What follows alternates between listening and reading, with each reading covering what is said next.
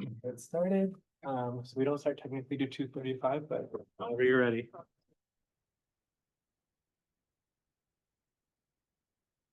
Okay, we're going to go ahead and get started. Leo Sinchinyavu Kechimalea. I hope you're all well and happy. My name is Dr. Jessica Mosier, and I'm joining you from the traditional and unceded lands of the Muwekma and Ramaytush Ohlone in San Francisco, California. Thank you all for joining me here today. I really appreciate it. And today we're going to talk about, so it's called Emotional Place Attachment Mapping, or EPAM for short. It's a concept I was introduced to when I was a student at the University of Redlands. I was doing their location analytics / MBA program, and I really developed a passion for this. We ended up presenting it for LA County at some point too, and now for you guys. So hopefully you get something from this presentation. Also, it's interactive, so feel free to stop me if you guys have any questions. I hate when people just stand there talking at you. This is a community, so let's be a community and have a chat, okay? So here's these pictures, by the way, are all pictures of my journey across California and visiting other places. So let me admit this guy. Okay. Like the hover, I usually tell you, yeah, like the place location, I enabled that ability so you can see what the picture is without having to have extra text there.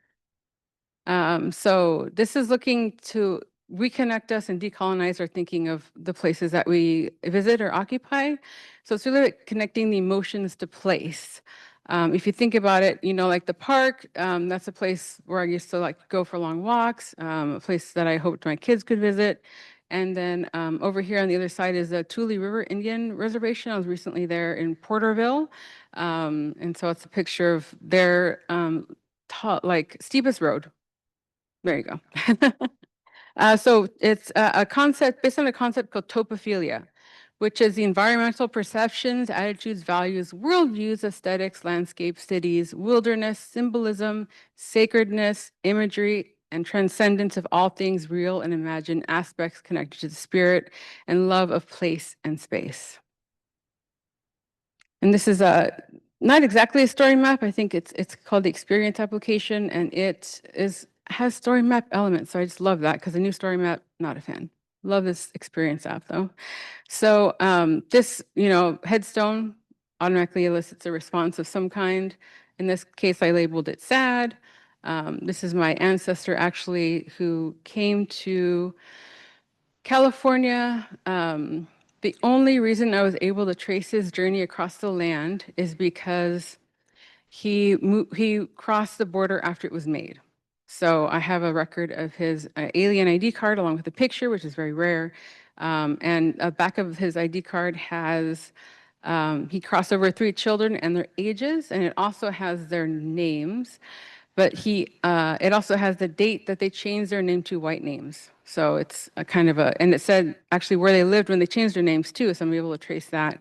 He had 10 children, so I was able to trace birth certificates as they crossed the land and where they eventually ended up in San Bernardino, California, and this is where they are laid to rest here, which is on the beautiful side of a hillside facing where, you know, they're Catholic, so where Jesus is supposed to come through the 3rd star on Orion's belt, or middle star, but now it's facing Amazon warehouse, so that's what happens.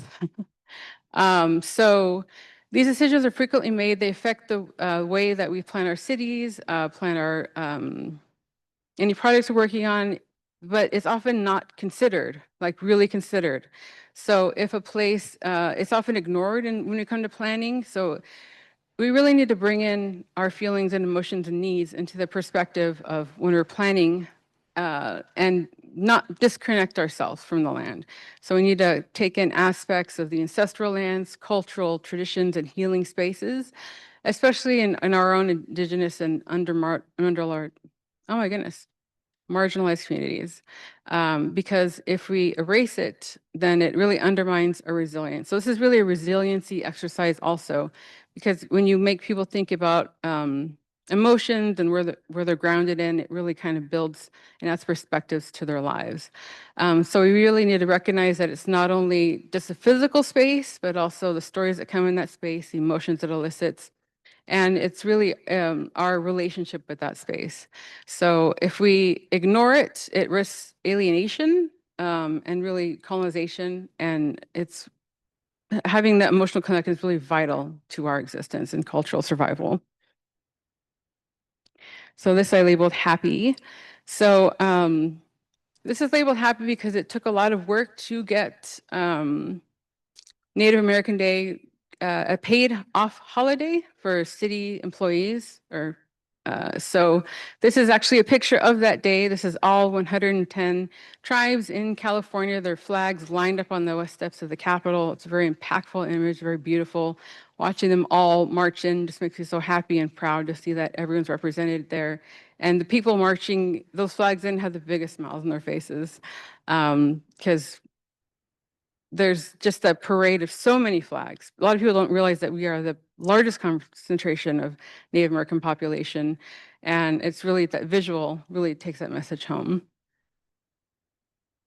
Now this one I labeled is discussed. Unfortunately, several of our petroglyphs in the area are still being defaced. In this case, this one is defaced by actually a researcher.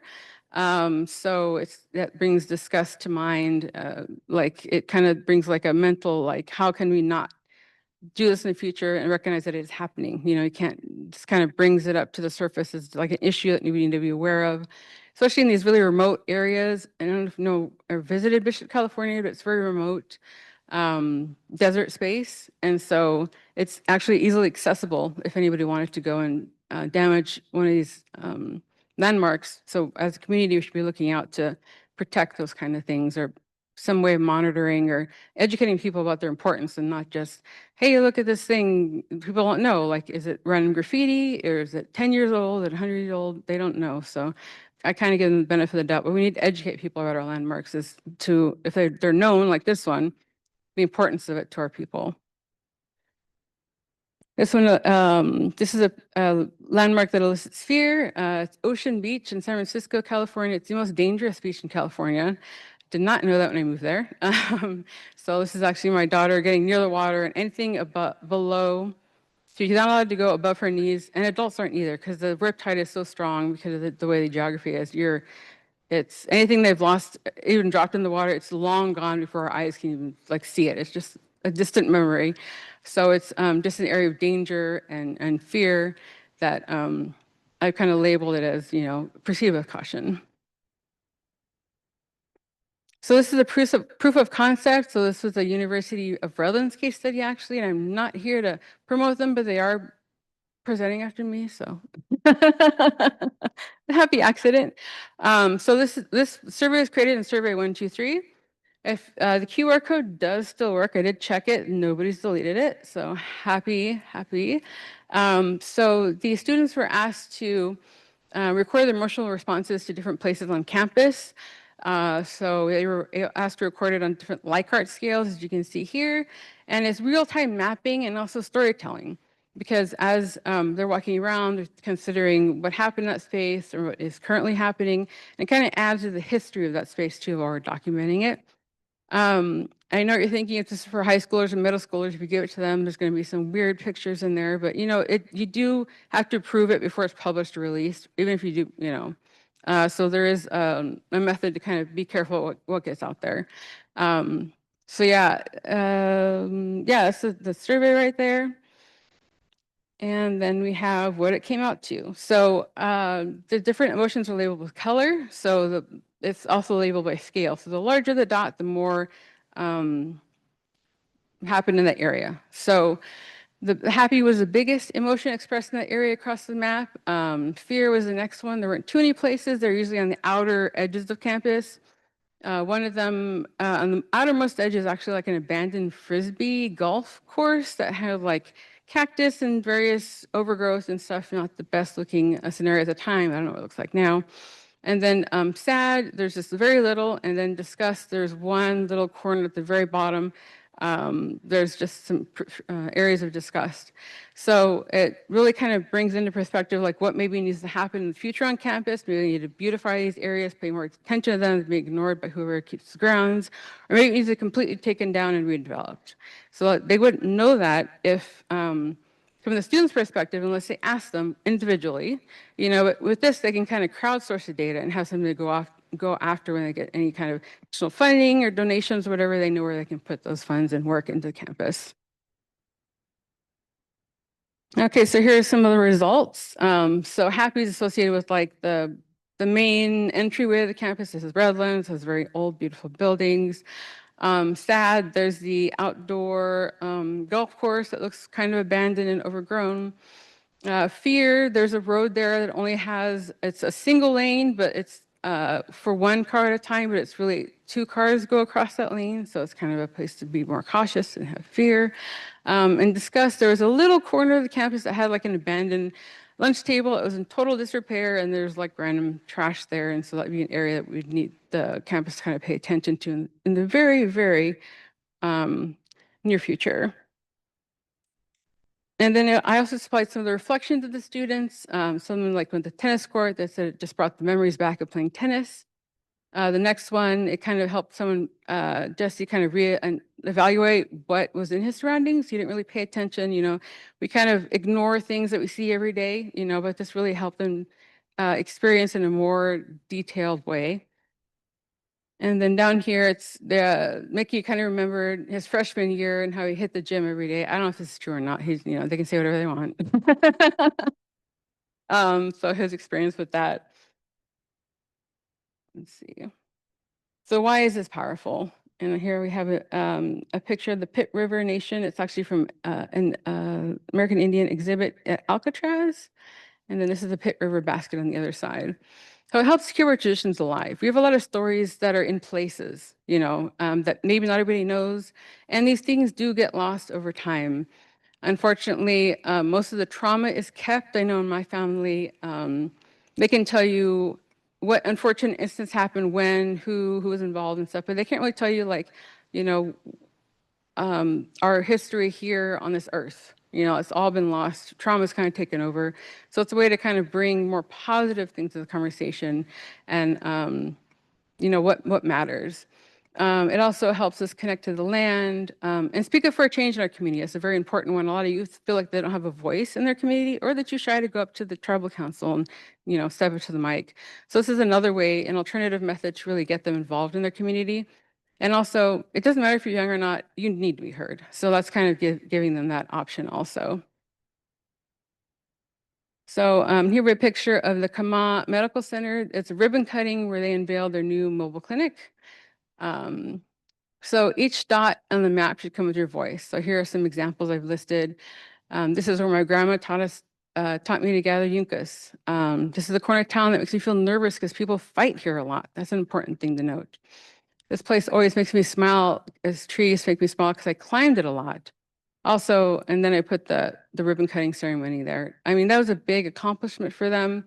And it'll mean the world to their community. So it's something that should be celebrated. And if you think about when you go to an event, you see people out there taking pictures with their cell phones. Who really gets to see those pictures? They go up on Instagram, they're there for what, a minute, 2 minutes, however long that post, exists. But why not have those pictures and add it to the narrative of the tribe or the people or the location, and crowdsource those pictures and bring them together and celebrate those really important moments so that you have kind of, living recording history and not just those little moments on whatever social media platform is out, the latest and greatest at the time. So the land remembers, and so should we.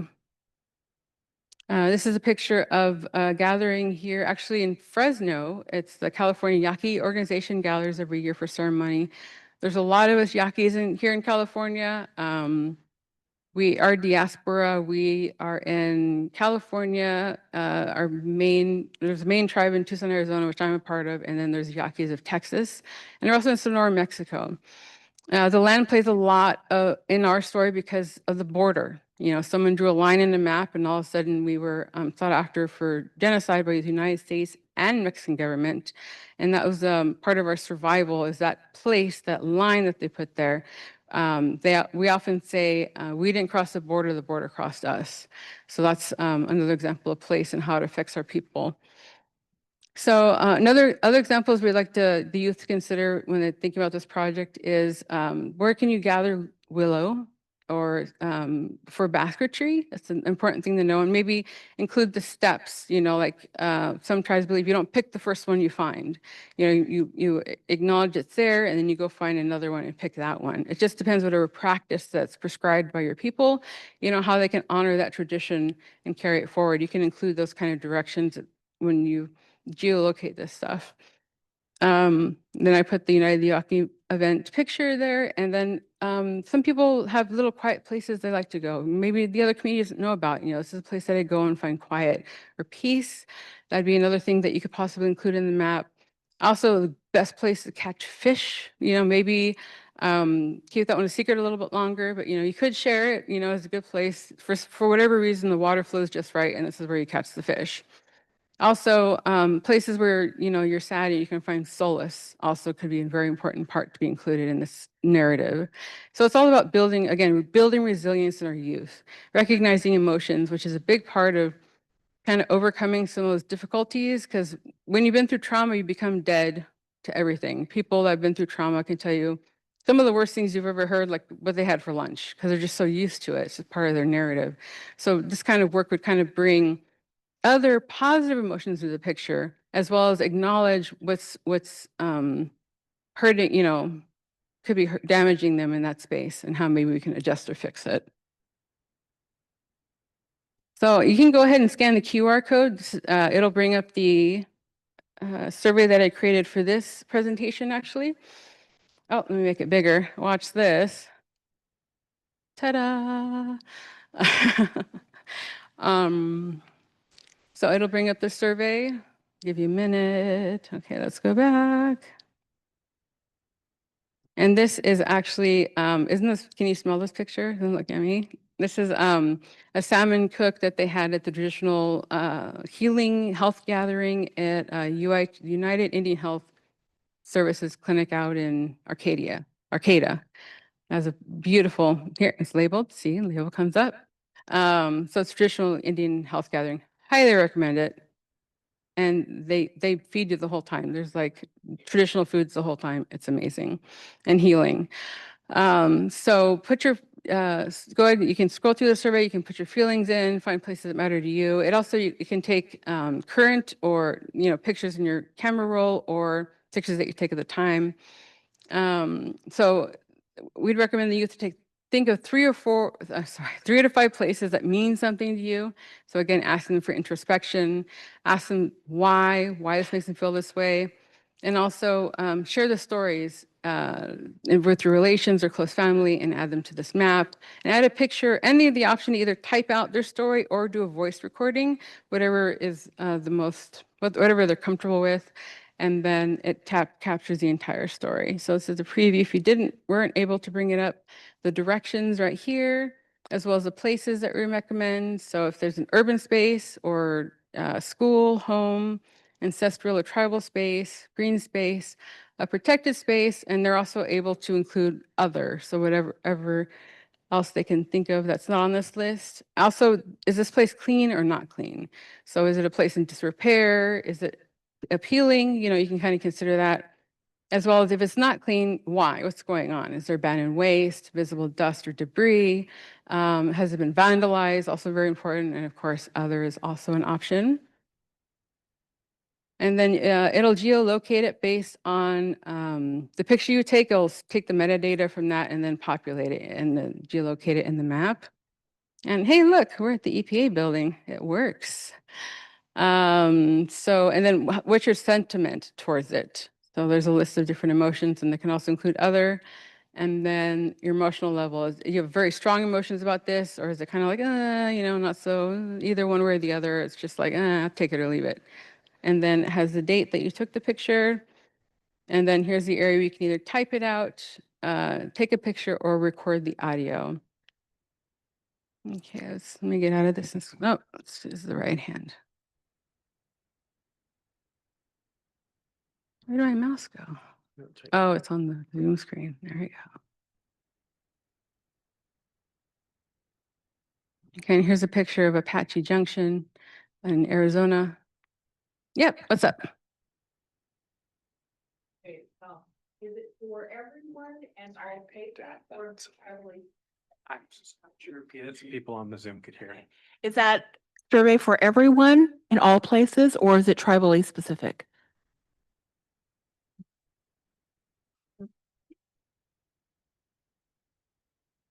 So it's based on the user. So it's based on our GIS account. So this is my account, so all that data would come to my account. Anything else captured.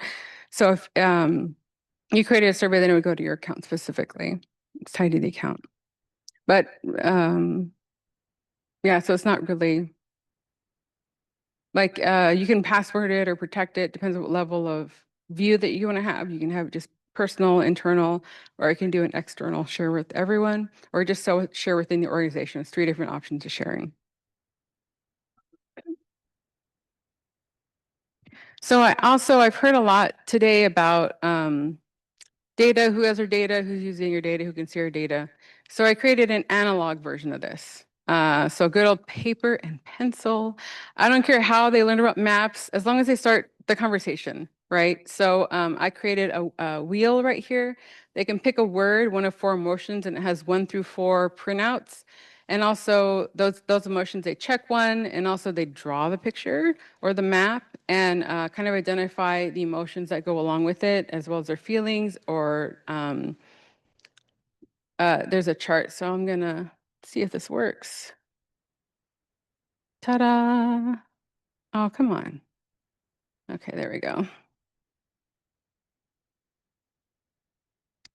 The top's blank so that they can draw their picture. And then here's a little Likert scale, but translated to paper. So it's the same questions. And then as long as a description they can write out. So it would have the same effect. It'd be a good activity for like a youth Gona or a community planning event, or something that maybe the community came together and decided needs to be done. They got a grant or something like that. Let's go out and see what people see. So it could be that kind of a tool, but also, again, to build resilience in our community, have them think and connect with the places and spaces around them. I get this to go away. Oops. Okay, let me let this guy figure it out.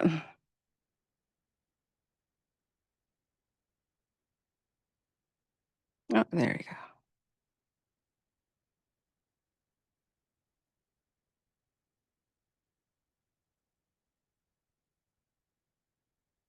go. No, any questions so far while he does that? No. Okay, there we go. Okay, and that's about the author section. And then I also wanted to take a moment to recognize the people that helped come up with this idea. I was actually created by my professor, Dr. Kui Kamali at University of Redlands. He got a little bit of a grant and had us the students collect this data and release it. And it really helped us rethink it. It really resonated with them. I graduated in 2019. And I'm still, it's such a unique concept that I'm still able to kind of present different contexts. And, it's just something I really appreciate. And I just messaged him the other day in LinkedIn. I'm like, hey, look, I'm at it again. He's like, you don't have to keep putting my name on this. I'm like, he let me run with it. He let me present it to LA. He let me present it here. He really encouraged my educational journey. And so that's why I always thank him in my presentations. So this is linked right here. Watch this. There we go. You can download this presentation. It's online. Well, not download, I'm sorry. It's a link to the experience site where the presentation resides. You can see kind of like the guidance of the activity, as well as the download the drawing sheets if you're going to do the analog activity, and it's yours. I want you to take it back to your communities, present it in a way that makes sense online or on paper, and really start the conversation in a good way about how we can build up our communities and resilience and our space and place relation. So any questions? Let me close this.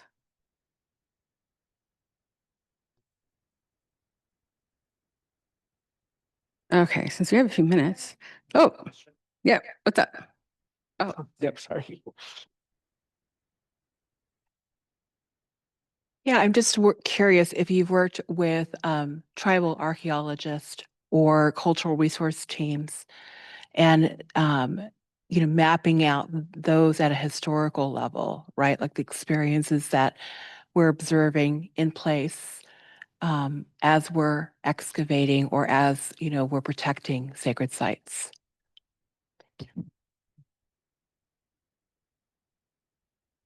That is definitely an option. It is, it does geolocate each one of these photos, so it does put it up on a map, and so that is absolutely an option.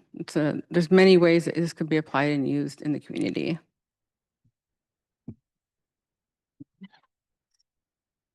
Any other questions? Uh, yeah, go ahead, Nora. Sorry, got a Yeah. So I'm from the University of Redlands, presenting after you, but I didn't know that you had done this collection of data, and I thought it was really interesting. And my mind's already kind of thinking about ways to apply it, especially I guess thinking about Redlands. The city of Redlands is very visually focusing on the settler history of the space and the campus of the University of Redlands, and getting some comparative information between like how Native people experience that and their emotional reactions to the space, or even thinking of like border towns on reservations, and what's the experience like, and how does it differ from non-Native people and how they interact with the spaces there, and seeing how our mental health and the places that we feel safe and happy are kind of squeezed by that kind of settler colonial construct that we live in. So thank you for this. It was really interesting. Yeah, it's really interesting. Speaking of City of Redlands, they've actually taken the time to map every single tree in the city. So it's kind of reestablished their relationship with place and the trees around them, and they are very protective of the trees. Our home had a eucalyptus tree that wasn't doing so well, so we called the city to have it removed. And the owner of Esri, Jack Dangerman, was at my doorstep asking them if they really had to take the tree down. Did they really explore every single way to save the tree? It wasn't your typical city interaction.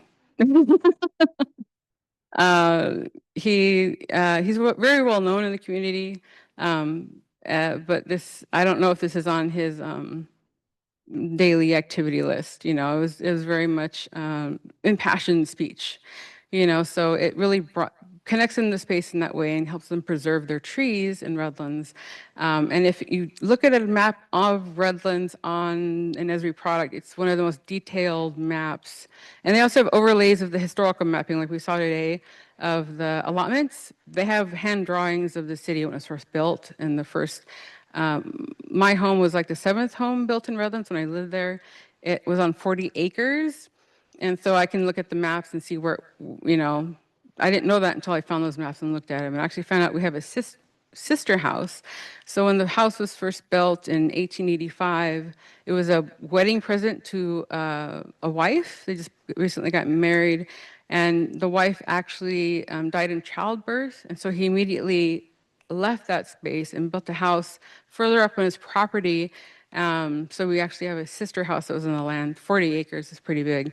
And so I didn't know that until I looked at the map and looked at the history. And so it's really interesting that emotion of that space, kind of changed. And if the house is over 100 years old, someone's died in it. So, that kind of brought that into the perspective in the conversation too.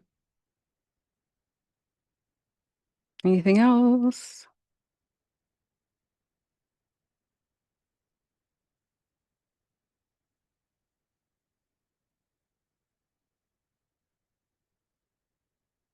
Okay, well, I'm going to share you our Yaqui story of resilience then. That's tied to place and space. I don't know if you've seen me, I've been working on this during the conference. Okay, so this is actually our legend of the talking tree, our talking stick. As you can see, it's alone in a field. For those of you online, it's kind of a depth of perception. So the darker artwork is towards the middle to add perspective, and the lighter outer ridges of the artwork are lighter to kind of draw you in. So the story goes, Long before the conquest of the Spaniards, when all of the land, which is now Mexico, was wild, this country was called Surrey. It was thus called because it was populated by the Surem, children of Yoyomuli. All the Indians, the Huevalas, the Opatas, the Pimas, the Papagos, the Siris were created by her. At that time, there were animals living on the land and in the water. Huge turtles lived in the permanent water of the river and the sea. This was before we had agriculture. There was a huge, thick stick which reached from the ground to the sky. The stick kept talking, making a humming noise like the bees. The Yaquis had very wise men in those days of the Surem, as we do now, but none of the Indians nor the wise men could understand what the stick was saying. Only Yoyomuli could understand, and she wanted to help her people whom she had created. She didn't particularly care what the stick was saying, but she told what it said. It was telling the Indians and the animals how to live. It told the animals which were to live by hunting and which ones were to live by eating grass. It told how someday the conquest would come, how Jesus Cristo would appear as he had to appear to all the people.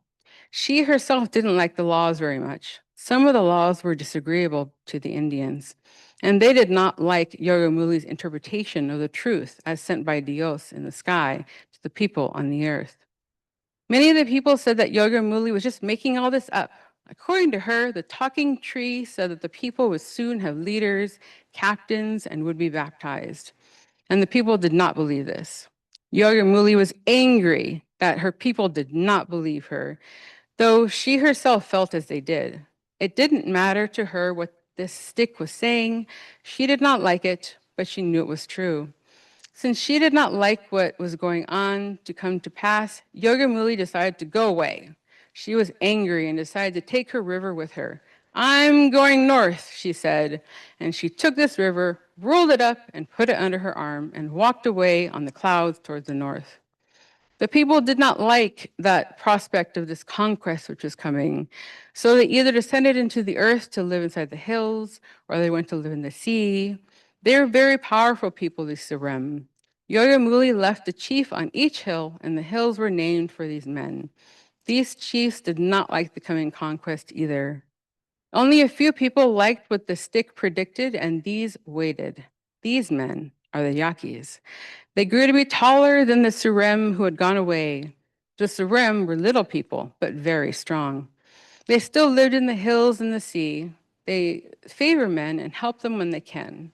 Some in the sea are like sirens and live on the islands. Others are whales who come near to a boat to warn them of danger. All the Surem are like wild pagans. If a Yaqui is lost in the mountain, these little people help him by bringing him food or fire, and then they go away. Some say that the Surem are very rich and have many cattle under the hills. So it's a story that told of the upcoming genocide and that some of us would, it'd be very difficult, but we'd survive and thrive, and that we would still maintain, our residents on this earth, because it was a very scary time, the conquest. And so it just told like a story of resilience. I love that story because it tells that we will survive, we will go on. Things will look bad, but things will still keep going. So I decided to share that because it's tied to the place and space of the border across California, Mexico, Arizona, and Texas. Any other questions? Okay, I guess we'll end a little bit early and I'll let Nora set it for her presentation.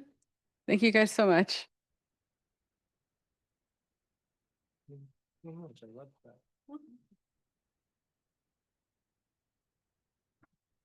Yeah.